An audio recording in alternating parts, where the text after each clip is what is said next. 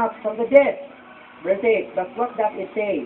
The word is near you, in your mouth and in your heart, that is the word of faith that we proclaim. Verse 9, because if you confess with your mouth that Jesus is Lord, and believe in your heart that God raised him from the dead, you will be saved. Verse 10, the last verse, for with the heart one believes and is justified, and with the mouth one confesses and is saved. Amen? Let us pray. Heavenly Father, O God, daghang salamat, Lord, sa imong gihatag ka namong pulong karon, amo kining pukion, O Dios, among giampo, Lord God, nga nangayon may gahom, Lord God, o gigamhan kami sa palang Espiritu, Lord, nga kami nakasabot sa pulong, may mga ipadangat kanamo, Lord God. I pray, Lord Jesus, that we will go beyond our limitation, and we stand, Lord God, nga sa imong grace, amo kini masabtan, amo kini ma-apply sa imong kinabuhi, Lord God. At the same time, Lord, among ma-share sa among mga kapit na igsuunan o kasilinganan, amahan, nga wala pagod sa ilang kanimo. I pray, Father, Lord Jesus, that this will bring improvement, bring changes, O God, in our lives. And as we continue, Lord God, this study, Lord, I pray, O God, that you give us focus, Lord. And we will not look up to the limitations of anybody, but we will look up to God, to the beauty of your word. Ang point, Lord God, kung di mo nang i-save, Lord God. Sino mo ako sa ngalan ni Jesus? Amen and amen. So, ang atong hisgutan sa the title of our message is that declaring Jesus is Lord means declaring salvation for the unsaved people. Kung mag-declare ka magkaigsunan, kung imong ipasiatab na si Kristo o sa Diyos, imo pong di-declare ang kaluwasan sa makatauhan na wala maluwas. Okay, so declaring Jesus is Lord means declaring salvation for the unsaved people. Now, man is in search for ways in order to go to heaven. And in fact, they wanted to go to heaven after their death. We wanted to be in heaven. Time comes mga kaigsunan, maabot ang panahon, hikabsan kang kinabuhi. No matter how would be the doctor's medicine, bisan unsa pa kabagitan sa itong abogado, bisan asa pa tang hospitala mga kaigsunan. When our time ends, nobody can stop it. And if that will happen, mga kaigsunan, I know if I will be asking you, which do you like, go to heaven or go to hell? Most probably, you will say, go to heaven. That's why mga kaigsunan, ang mga katawan karon daghang mga paagi na they invented in order to go to heaven. But the Bible speaks about of only one way that we will go to heaven, and that's the thing na gusto na ko i-share sa mga kaigsunan. Jesus knows that many people are desiring to be in heaven. That's why He came here to show us the way, to show us the path in order for us to be saved. At kung tanawon unsa ang paagi, unsa ang dalan padulong sa langit, unsa ang giingon ni Kristo makaigsunan. That's why Jesus emphatically said that I am the way, the truth, and the life, and no one comes to the Father except through me. That's according to John 14:6. Kung makita nimo nga ningon sa Jesus nga ako ang dalan, ako ang kamatuuran ug ang kinabuhi, walay mag-adto sa amahan, gawas kung wagi ka nako. Meaning to say, Jesus is telling us that there is a one way that we need to go in order to be in heaven when time comes of our life ends. Kita may magtuong nga yung kinabuhi, dili mahuman dinhi. Ha? Walay tao nga mulungkad, dili kinabuhi ang magkaisunan. Samtang naapata, samtang wala pa, makabsan ang atong ginhawa. We will make sure na iligtahan. Putol sa itong ginhawa, makaigsunan, inigmata sa atong consciousness, si Kristo ang atong makita, and happy face ang atong makita. Dili nagbugo tungod kay wala siya malipay sa itong kinabuhi samtang buhi pa tanin kalimutanan. That's why makaigsunan, there is only one way that I will be introducing to you to go to heaven. There is no many ways to go to heaven. Heaven is not like FM wherein you can go wherever you like and you have many passage in order for you to arrive at FM. Kasabda na ito makaigsunan, ang langit makaigsunan, dili isama sa kanang SM City or asa nga mga malls na pwede ka bisan asang agi nga kung traffic din dapita sa SRT, pwede ka kaagi din sa highway nga original makaigsunan. It's not like that. Why? Because heaven is an exclusive place wherein people can go if and when they go to the one way.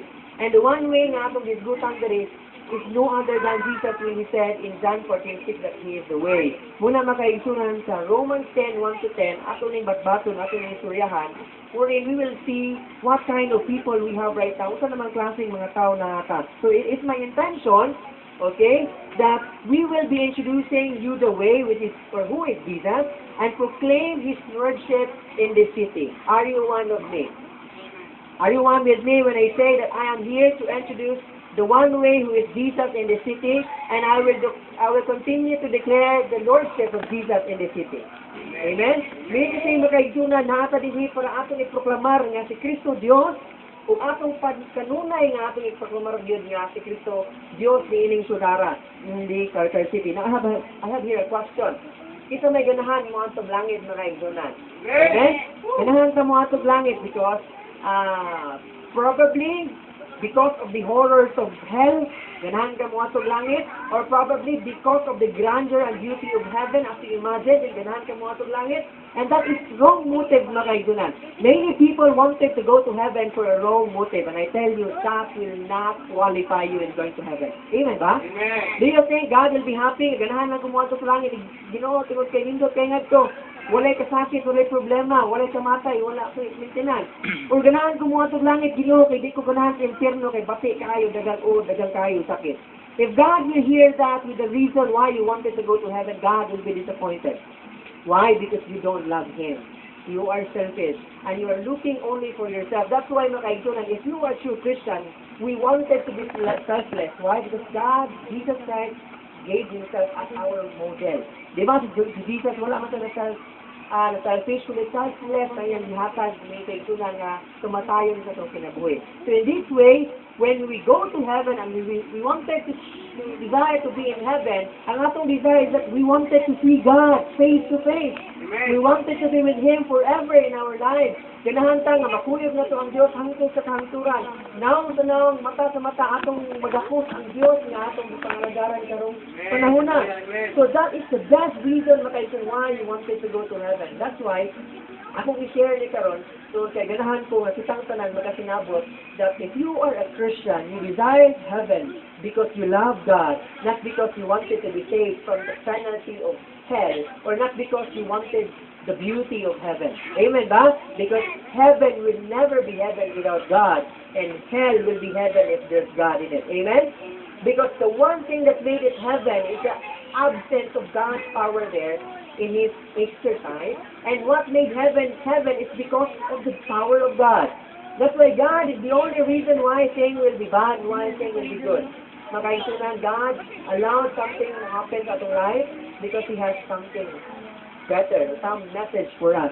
Now, in this case, I have three things na gusto na ko i-share makaisunan under the passage niya kung ibasa. The number one here is that the desire for other people to be saved.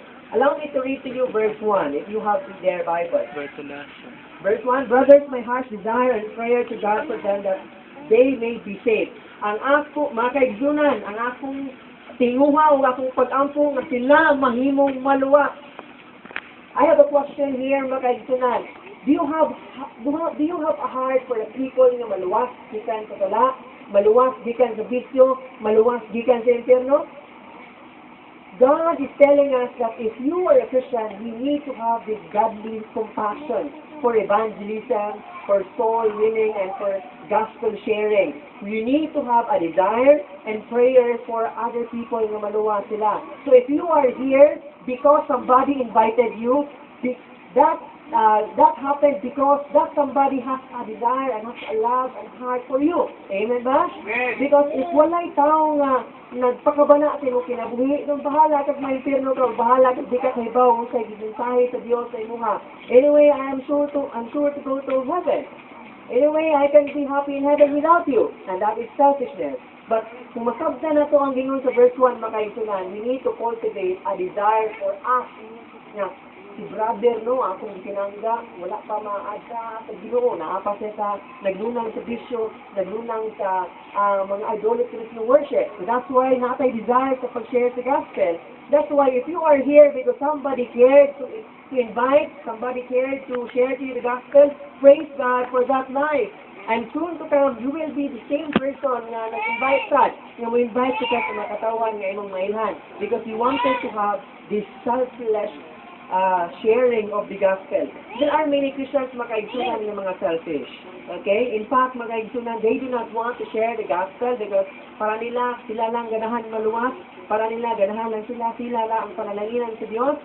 In fact, dili tayo na dapat, amen? Amen? That's why if God will bless a person because he served God faithfully, that person will share to other people that, God, you know what, my God bless us when we are faithful. That's why we encourage them most, do the same. Because God is true to me, He will also be true to you. So in that case, mga kaigsunan, we will not be selfish. In fact, we will be selfless in our sin. Now, if somebody shared to you about the gospel, you need to understand that the Christian has a heart for you. So